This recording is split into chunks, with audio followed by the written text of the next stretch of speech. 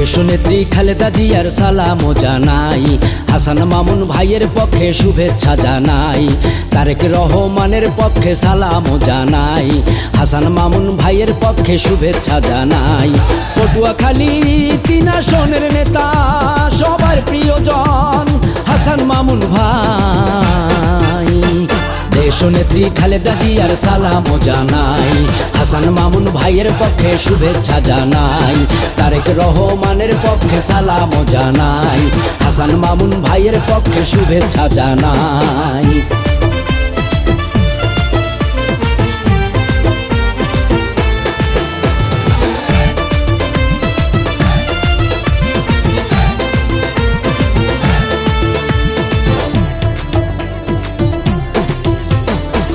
চিপা 10 মিনার মাটি মামুন ভাইয়ের শক্ত ঘাটি, পারবে না কেউ দাবিয়ে রাখতে